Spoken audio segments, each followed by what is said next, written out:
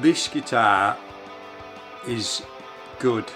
It's a good guitar, and it was only 157 quid, which is dirt cheap. You can hear sirens going off, then I think there's a crime going down in my town.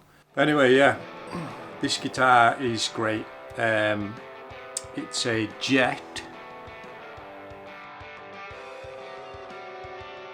Yeah, it's a Jet JT300.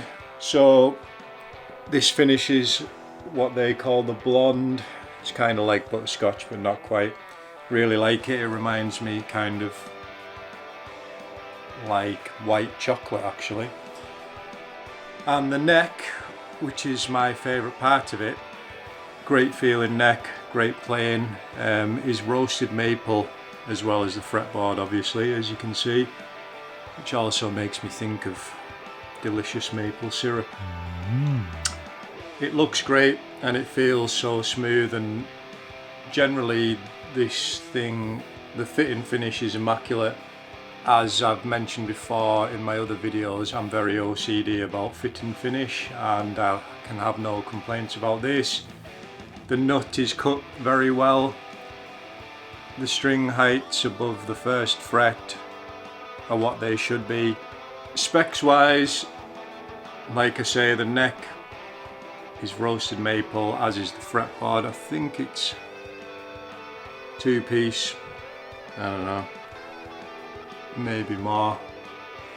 I'm not going to go into great detail about the specs, because if you're buying a guitar of this price, then you're not really that bothered about it, I dare say. I know I wasn't. So the body is made of wood of some kind. The tuners are just like die-cast ones, Jet branded. They are decent, not the best in the world, but this thing does hold its tuning quite well. The pickups are just kind of standard single coils, 3-way pickup selector, 1 volume, 1 tone. Everything is quite smooth, functions like it should. The pickups aren't mega high output or anything. Do you want that on a single coil guitar? Guess Yngwie Malmsteen might do. Are his pickups high output? I don't even know if they are, but you can do anything with them. I've recorded some heavy metalish stuff, and some people say you can't do heavy metal with a single coil guitar, but I think that's nonsense. Like, if you just mess with your amp settings, you can do anything with them.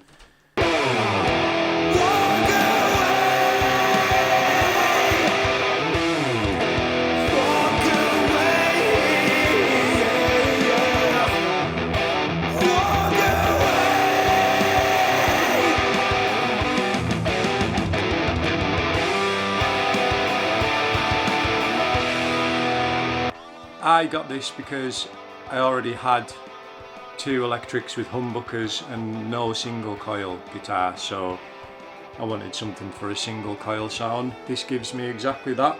Yeah, so I'll shut up talking now and do some playing, which is what people will want to see and hear. I'm playing through a mega cheap rig, so basically it's a hot tone, whole tone. How do you even say the brand? I'm not sure.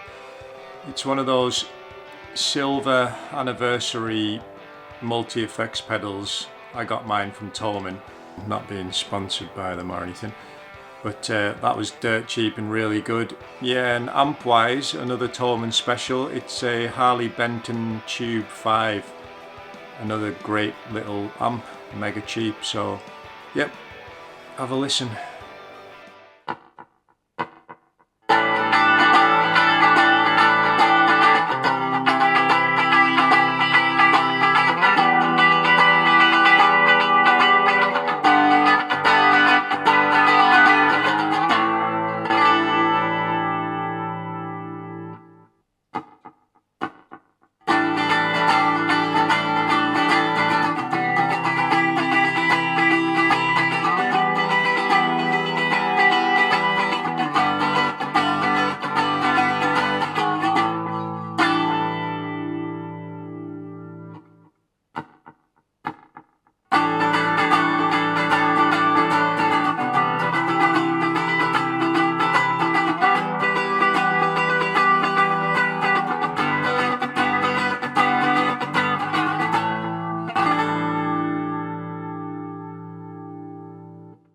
So yeah, it just sounds really good acoustically too.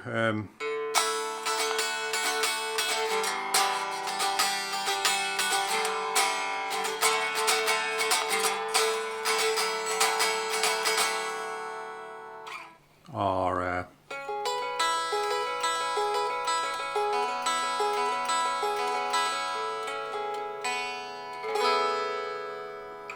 nicely intonated despite the 3-saddle bridge. Another great thing about this is the fretwork is very good. The frets are very smooth and even, which means you can do like big bends without any choking. Another reason for being able to bend without any choking, I think, might be because it's got quite a flat radiused fretboard. I'm not exactly sure what it is. Might put it up there. Yeah, so I think a lot of vintage Fenders, Teles and Strats, whatever, they have quite a small radiused fretboard, meaning that it has quite a curve in it, which often means that you can't do big bends without it choking out, just because of the nature of the curve. Kind of makes sense if you think about it. A lot of people like that vintage kind of neck, but this is flatter and more modern, and I personally quite like that.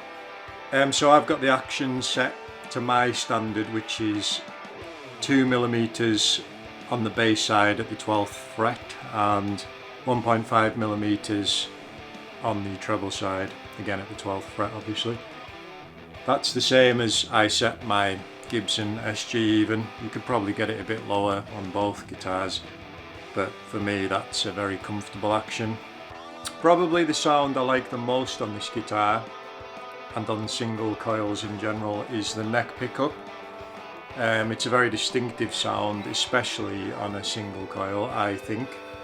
Yeah, so contrary to what I just said about the neck pickup being the most distinctive sound on a Tele for me, it's actually probably most renowned for the bridge pickup sound, which is synonymous with country music and stuff, and hence the term Tele twang, which you may have heard before, but I completely forgot about that, which is why I'm now filming this video to seamlessly insert it into my other video.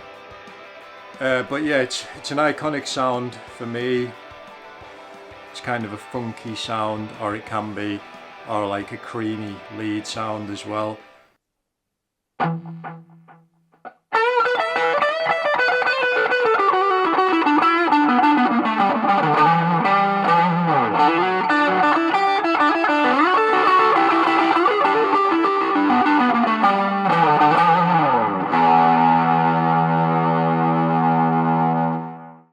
Kind of like a stratty tone, although on a Strat you have a 5-way selector generally, and I think one of the most distinctive sounds on that is between the neck and the middle pickup, position 4 I think. Obviously this doesn't have a middle pickup. I don't have a Strat personally.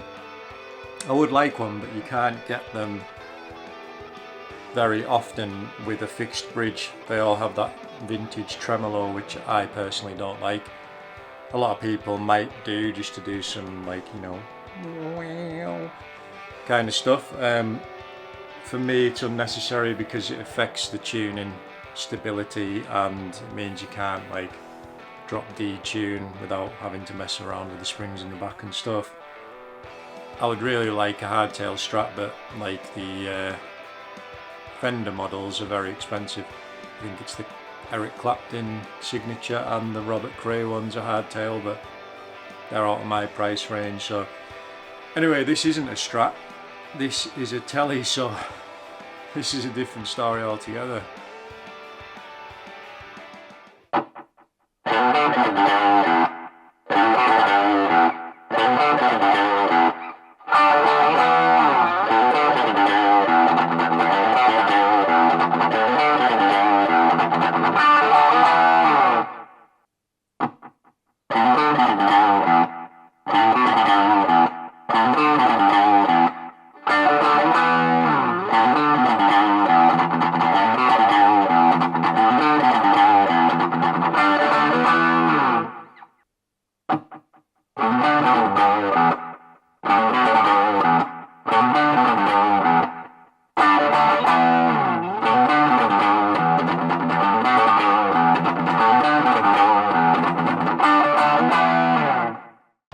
slight criticisms are, this isn't even necessarily about this particular guitar, but it's this 3 saddle bridge system which doesn't really allow you to intonate as accurately as you could with a 6 saddle, because, you know, 2 of the strings are on 1 saddle, so you can't move them independently.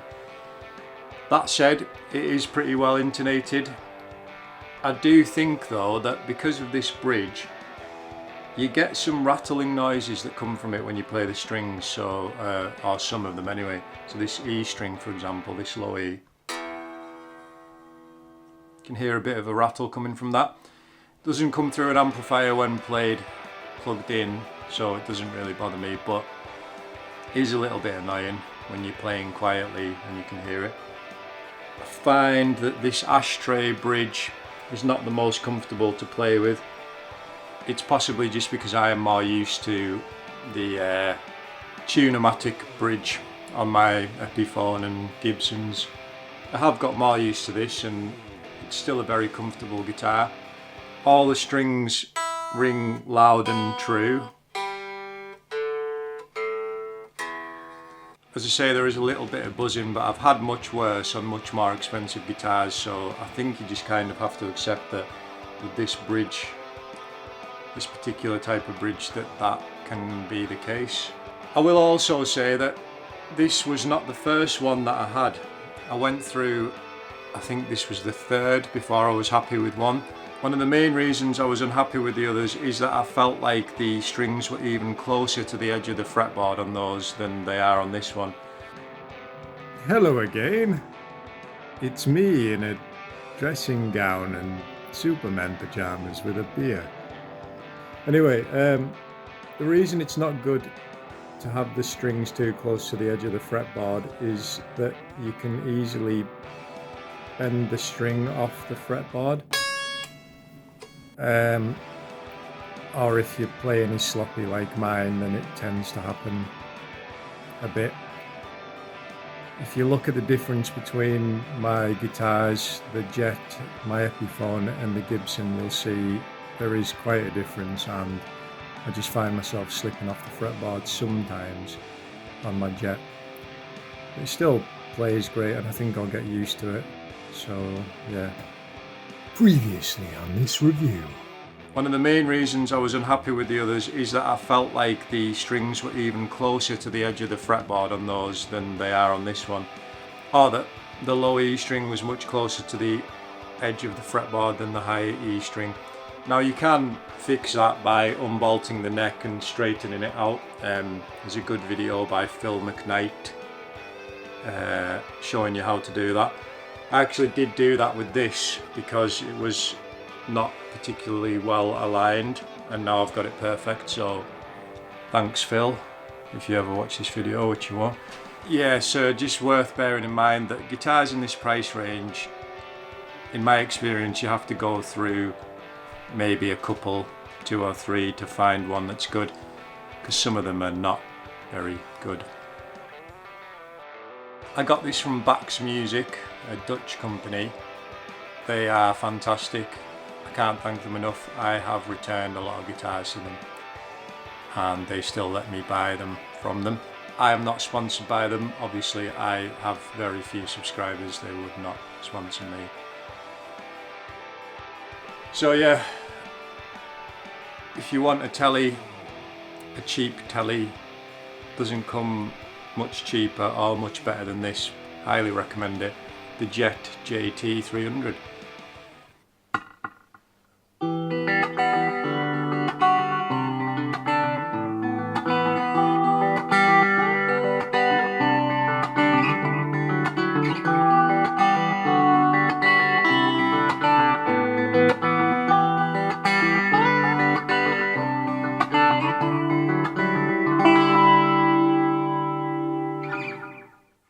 Thanks very much for watching. Like and subscribe if you like this video, and see you next time.